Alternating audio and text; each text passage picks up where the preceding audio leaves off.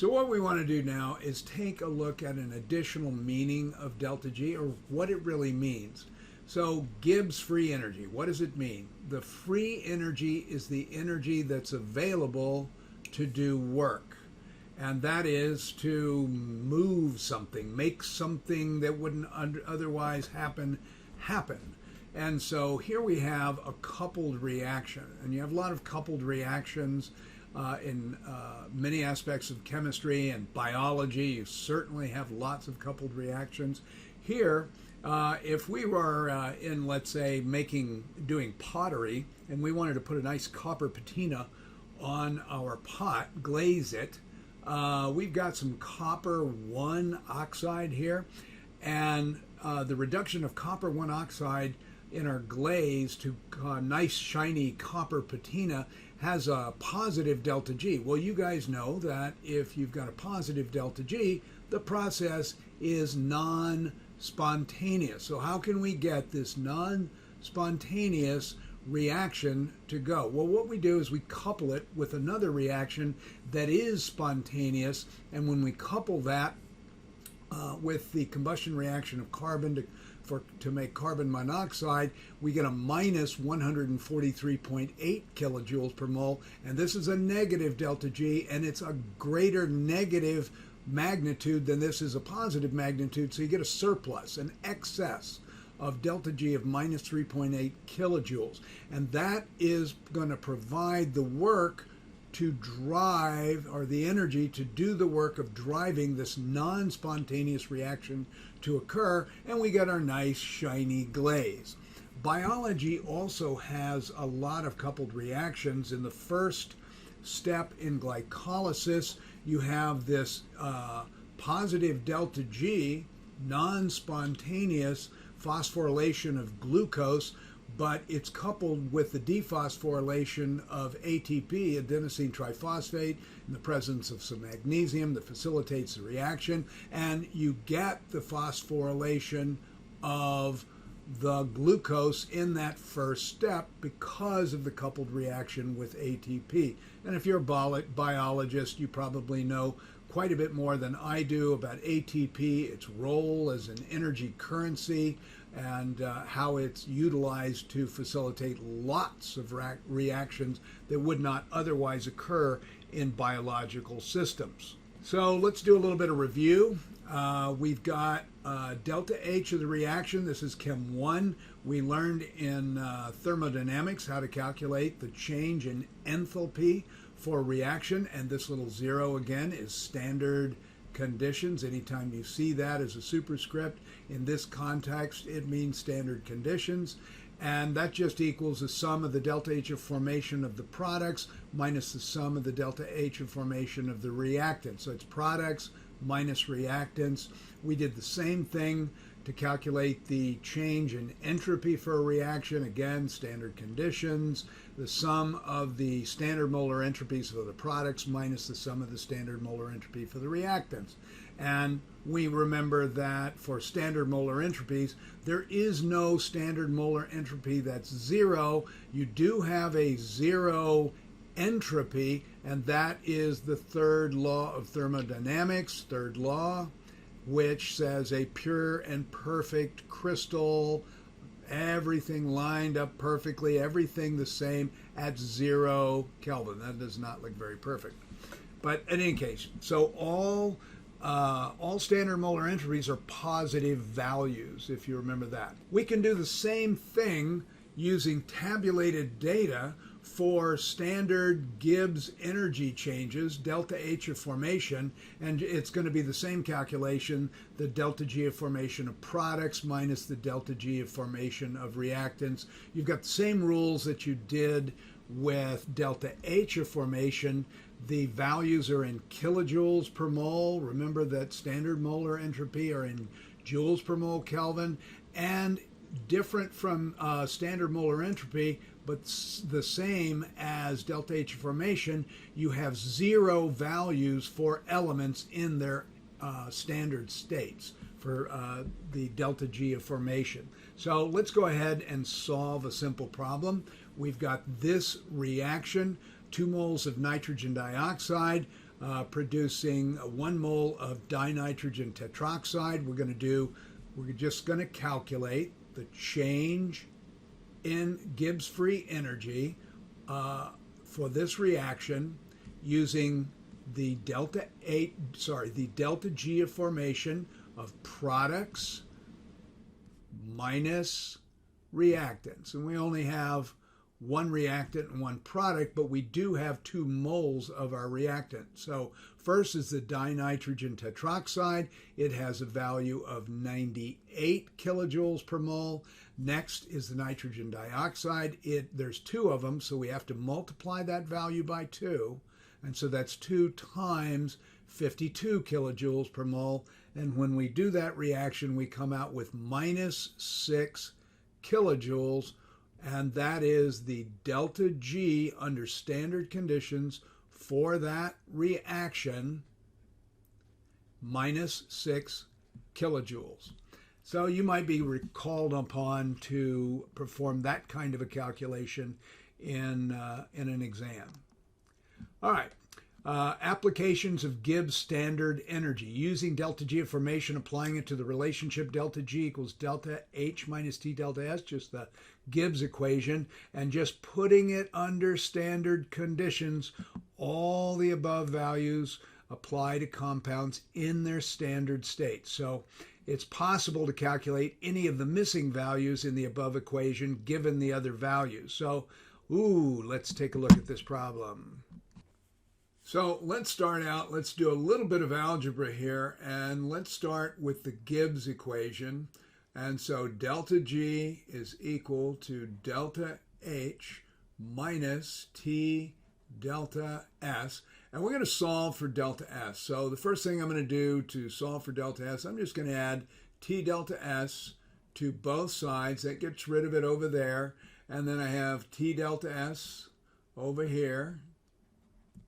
Okay, and that's added to the delta G. So now that I've done that, I'm going to subtract delta G from both sides, subtract delta G from both sides. That's going to give me T delta S is equal to delta H minus delta G. And then I'm simply going to divide both sides by T, divide both sides by T. The keys cancel over here, and I wind up with this equation. Delta S is equal to delta H minus delta G divided by the absolute temperature in kelvins. All right, so now that I've got an equation to solve for the variable of interest, I look at my tabulated data, and I have a means of calculating delta G and delta H and delta G. I know what my temperature is. It's given in the problem. So we're just going to use the same thing we used before. We're going to calculate delta H for the reaction under standard conditions, and that's just going to be my products minus my reactants. I'm going to do the same thing for delta G. Delta G under standard conditions for this reaction is just going to equal products minus reactants. And so over here on the product side, this is all products here. Products minus reactants, just so I remember, don't forget. And for my products, I've got 1 mole of carbon dioxide. That's at minus 393.5, plus I've got 2 moles of water, so that'll be 2 times minus 286. Okay, and over here for my reactants, I just have minus 75 kilojoules because the delta H of formation for oxygen gas in its standard state, that's an element in its standard state, is 0. Same thing for the delta G of formation. And then I'll go ahead and plug the same values in here. So for delta G, I've got minus 394. There's only 1 mole of that, plus 2 times a minus 237. These things are pretty close, so I would imagine these values are going to wind up not dissimilar. So this is a minus 50 kilojoules per mole for my methane. So let me go ahead and do that calculation for you. So I come up with a minus 890.5 kilojoules. That's kilojoules. And over here I have got a minus 814 kilojoules. Okay, I have got my equation to calculate delta S. So delta S is simply going to be the delta H, which is minus 890.5 minus 890.5 minus a minus 814. Okay, and I'm going to divide all of that by the absolute temperature, which is 298 Kelvin. All right, now I want to point something out to you. The numerator, because this is all in kilojoules up here, once I figure out what my delta S is, initially it's going to be in kilojoules per mole, and I'm going to need to multiply by 1,000 to convert it back into joules per Kelvin. Okay, so once I do that, I wind up with a minus 0.257 kilojoules per Kelvin, and then I'm going to multiply that times 1,000 joules per kilojoule to get rid of the kilojoules. Once I do that, I come up with a delta S that's equal to a minus 257 joules per Kelvin, and that is my delta S for that particular problem. So I would be conversant with how to do all of this, how to take the Gibbs free energy equation and solve for whatever variable. You might get the delta S, you might get the delta H, you might get the delta G, and be required to solve for the unknown variable. So let's talk for a moment about standard conditions and introduce non-standard conditions. But at this particular point, we've only been working with delta G under standard conditions, which is what that little guy there means. And even if you didn't think we were working under standard conditions, we were.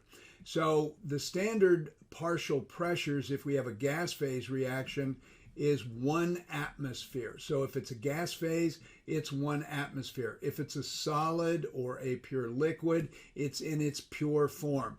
If it's a solution, if it's a solute in solution, the concentration is going to be 1 molar. So the key here is everything is 1. All right, that's going to be important when we start working with non-standard conditions. So the standard conditions imply the most stable physical state, gas, solid, liquid, at 1 atmosphere and the temperature of interest. So keep that in mind, that the standard concentrations are 1. Okay, let's take a look at Gibbs energy as it relates to equilibrium. And reactions, as they progress, the conditions change and the concentrations change, and the associated Gibbs energy changes with those changes. So here is an equation which is a modification of the standard Gibbs free energy equation. So delta G under non-standard conditions is equal to delta G naught plus RT, and R is just the gas constant, 8.3145, and that's in joules per mole Kelvin.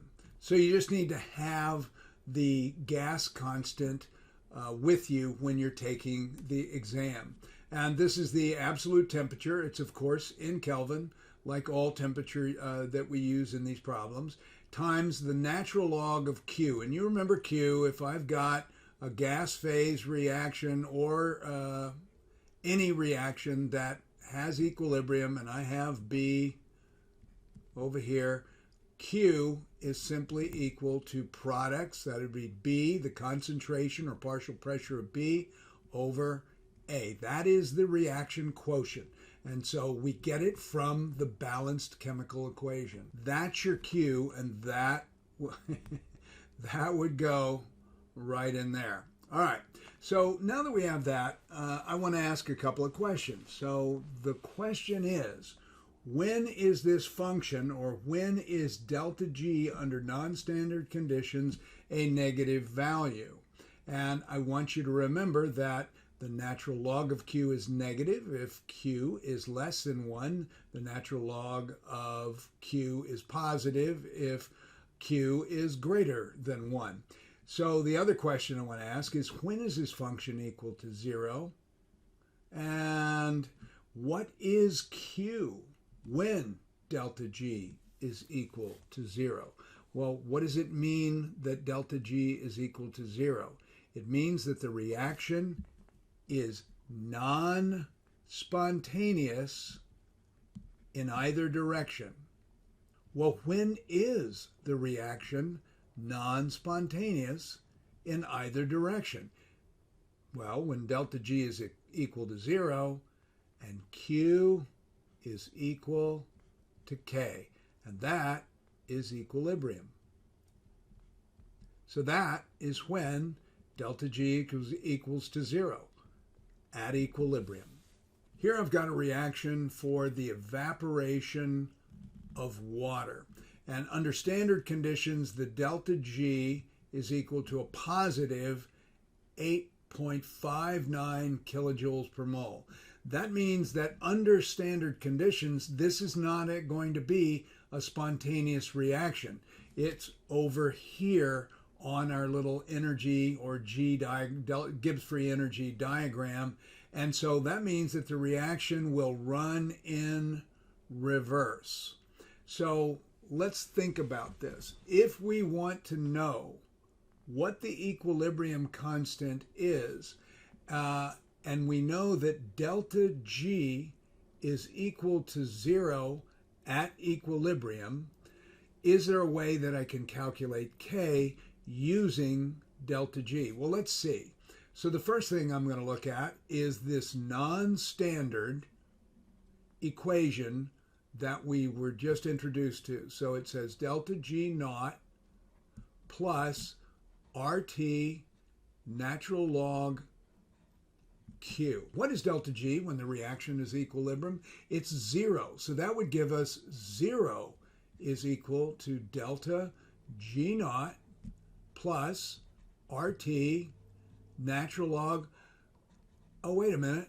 What is Q equal to at equilibrium? It's equal to K. That is what happens down here. Q is equal to K at equilibrium. Okay, so that means this is going to be K now. All right, so let's go ahead and let's solve for K. So the first thing I'm going to do is I'm going to subtract RT natural log K from both sides of the equation, and that's going to give me delta G naught is equal to minus RT natural log K. Now, this is a nice way. If you've got the equilibrium constant K, you can use the equilibrium constant K to solve for the standard entropy if you don't, or sorry, for the standard Gibbs free energy if you don't already have it. You can simply do this multiplication and get the delta G naught. But in this case, we want to solve for K. So, solving for K, I'm going to go ahead and divide both sides by minus RT. So I'll divide by minus RT over here. And that's going to give me the natural log of K is equal to minus delta G naught over RT. And I can get rid of the natural log by taking the E of both sides of the expression. If I take the E of both sides of the expression, that just gives me K is equal to E to the minus delta G naught divided by RT. This is my exponent up here, this minus delta G naught over RT. This is an important equation that you're going to need to remember. So let's go ahead. Now I've actually already got the concentration here, because remember, our equilibrium constant expression here is actually going to be pretty simple. I have a pure liquid and I have a gas, so I really just have K is equal to whatever the partial pressure of the water vapor is at equilibrium. So I really only have one term here. But I'm going to go ahead and calculate what it is using the known value of 8.59 kilojoules per mole.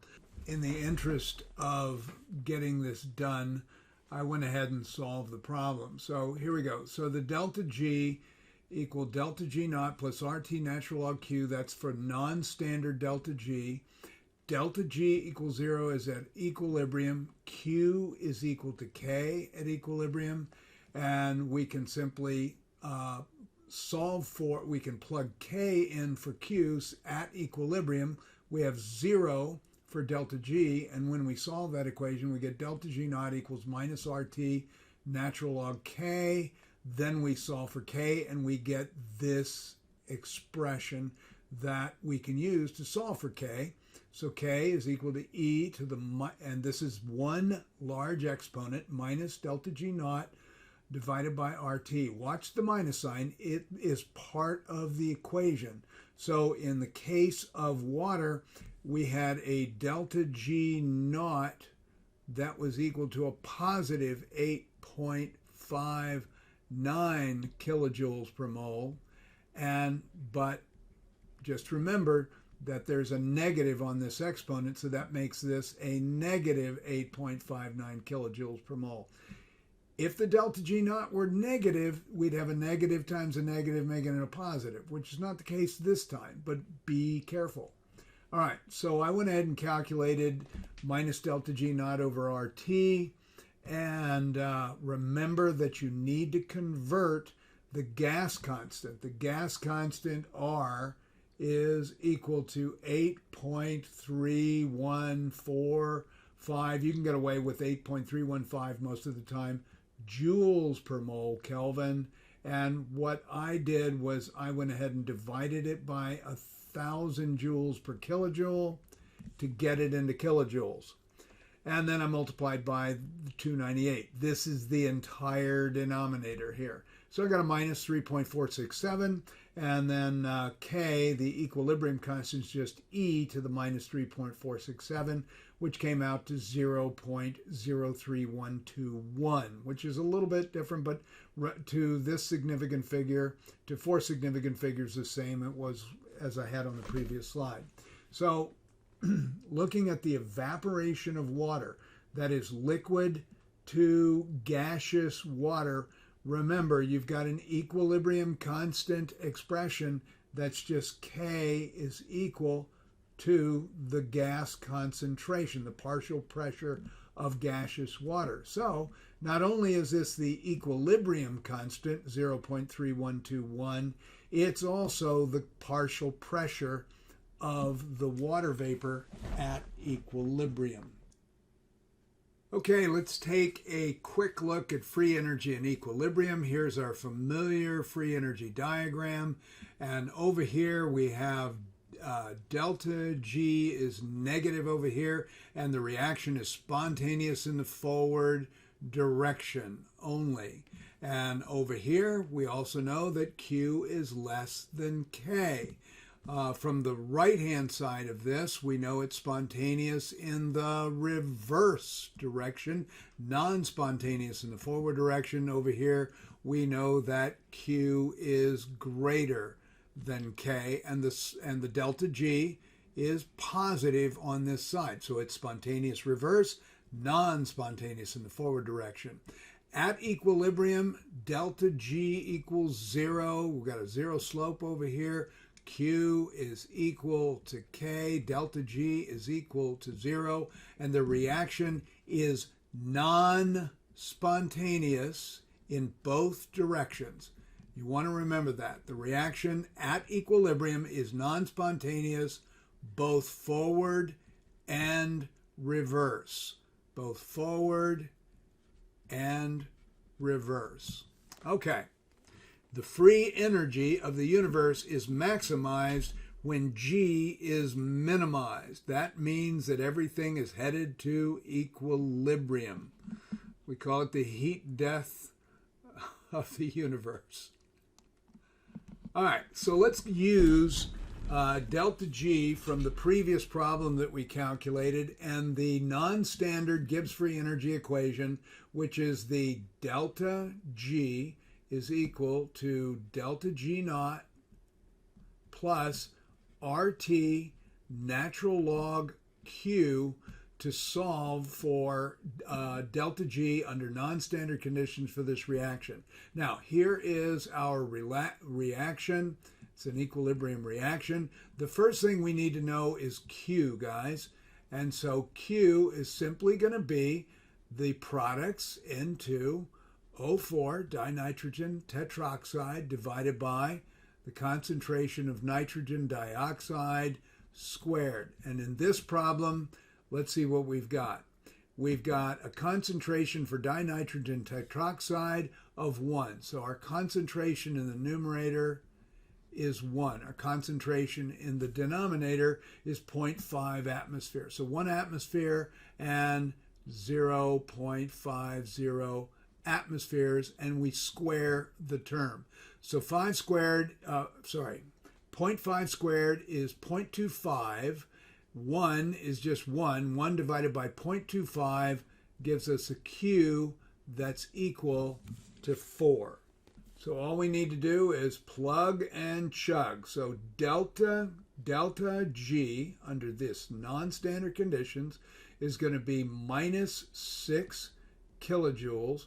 Remember, this came from a previous problem where we had solved for delta G naught for this problem using standard delta G of formation under standard conditions. So this is minus 6 kilojoules plus R, which we're going to convert to kilojoules per mole Kelvin. So that's going to be 0.00831. I'll just use 0.008315 kilojoules per mole Kelvin times the temperature, which they give as 25 Celsius, which is 298 kelvins, times the natural log of Q, which is 4.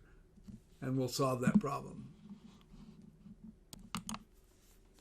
And we get a delta G in this problem that's equal to minus 2.56 kilojoules. And that makes sense. The reaction has been going for a while, and so the reaction is becoming less spontaneous as it proceeds. So it's still spontaneous, but it's just a little less spontaneous, a little bit less free energy available to do work because the reactions run down.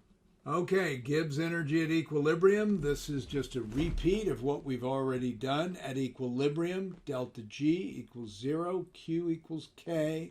We take this equation, and so you need to remember, have at your fingertips this equation. At equilibrium, delta G is equal to 0. So we can solve for K, and we come up with an equation which we could use to solve for either delta G naught, or we could manipulate to solve for K. You need to know all three of these equations. Okay, and here is the gas constant, R, 8.314. You need to have that handy with you. Joules per Kelvin per mole. Just remember, when you're using it, if you choose to use it in kilojoules, you'll have to divide this by 1,000. And when you do, if you divide this by 1,000 joules per kilojoule, to get it to match up to the delta G's and the delta H's, you wind up with 0.008314 kilojoules per mole Kelvin. Okay, we now have a way to calculate the equilibrium constant from thermodynamic data. Let's go ahead and do that in this problem. So let's go ahead and let's calculate the KSP for sodium chloride, and we'll just think of this as an equilibrium reaction. We're calculating K. It's not much of an equilibrium. It's a strong electrolyte, dissociates completely. So we would expect KSP to be a fairly large value. So we're just going to calculate delta G naught for the tables, and we're going to plug it into the K expression with delta G. And so first of all, we've got sodium cation is our first product, and it's a minus 262 kilojoules, plus our other product, chloride ion, which is a minus 131 kilojoules. And then this entire sum, we're going to subtract from that. We're going to subtract the minus 384 for sodium chloride. Minus 384 for sodium chloride. Let's see what that is.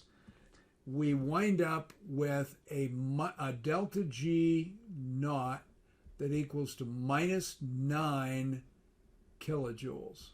Okay, so that's our delta G naught. So now we can go ahead and we can use our KSP expression, and our let's go ahead and calculate. Well, here's our KSP expression. KSP is equal to E to the minus delta G naught divided by RT. So I'm just going to move over here to save some space, and we're going to do minus delta G naught divided by RT, and then we'll simply take the E of that value. So this is going to be a minus 9 kilojoules divided by, and I'm dividing the gas constant R by 1,000, so that's going to be 0.008314, and that's now in kilojoules per mole Kelvin. And then I'm going to multiply that. Remember, this is all under one denominator here. And that's going to be 298 kelvins. And that is all one denominator. So I'll go ahead and kick that out. So when I calculate that, I get 3.63 for that value. And then to calculate K, KSP in this case, I'm just going to do E to the 3.63, and when I do that, I come out with, let's go ahead, I come out with 37.8 for my equilibrium constant. And that's a pretty big equilibrium constant. Tells us that this is a very product-favored reaction. Hey, I got an idea. Let's go ahead and calculate the molar solubility for sodium chloride. See what that value is. So remember, molar solubility is just going to be, we're going to have the KSP value. KSP is equal to the concentration of sodium cation times chloride anion. This will be X, this will be X, and then this is going to be 37.8 is equal to X times X, which is just X squared. So we're going to take the square root of both sides. So we go ahead and take the square root, and I get a molar solubility that's equal to 6 point, looks like 1.5 molar. That's a pretty healthy molar solubility, given that we've been working with molar solubilities at 10 to the minus 3, 10 to the minus 4. This is sodium chloride. It's a strong electrolyte, and it dissolves completely. Okay, here is our last clicker question for chapter 19. When the standard Gibbs energy, the delta G naught for a reaction is positive, the equilibrium constant is blank. And you've got a series of answers here. So I'm going to go ahead and switch over to a smaller version here, and I'm going to draw you a diagram. As careful as I was, it's still an ugly diagram, but let me explain to you why. If delta G is positive, that is, if it's a positive value. Now, remember that if delta G is positive, a reaction is non-spontaneous in the forward direction. It is only spontaneous in the reverse direction. So if delta G is positive under standard conditions, remember that standard conditions include Q being equal to 1. All concentrations are 1. And it really doesn't matter what exponent you have. If every concentration in the products and the reactants is 1, Q will equal 1. So the concentration of A is 1, concentration of B is 1, and my little fictitious reaction over here, A producing B, or in equilibrium with B. All right. So if delta G is positive in our little diagram, it belongs over here. Well, it's going to run in reverse. When it runs in reverse, the B is going to decrease. So the concentration of B will go down because the reaction's running in reverse. The concentration of A will go up. And as that occurs, if you look at the equilibrium constant expression for my little reaction here, I've got B in the numerator and A in the denominator. Because standard conditions start at 1, but this reaction is running in reverse to get to equilibrium, the B concentration is decreasing. The A concentration is increasing. This means that the number is becoming less than 1 as the reaction proceeds to equilibrium. So we can conclude that if the delta G naught, the standard conditions delta G naught with a little 0 there, is positive, that K is less than 1 but greater than 0. There is no K equals 0. That's not a reaction. So it's greater than 0 but less than 1. This is the critical factor right here. It's less than 1. Now real quick, let's look at the opposite. If we have delta G naught as a negative number, Q still starts out as equaling 1, but this time the reaction runs forward, and so we would be making more products. The Q would just get progressively larger until it got equal to K, and so in that case, K would be greater than 1. Okay, that's the best I can do on the explanation as to why, if delta G naught is positive, equal to the K value is equal to a positive value less than 1. It's just less than 1. That's all you really need to think of. It's never going to be negative. That doesn't exist. And then if delta G naught is a negative, then K is greater than 1. And that, my friends, is chapter 19. We're done.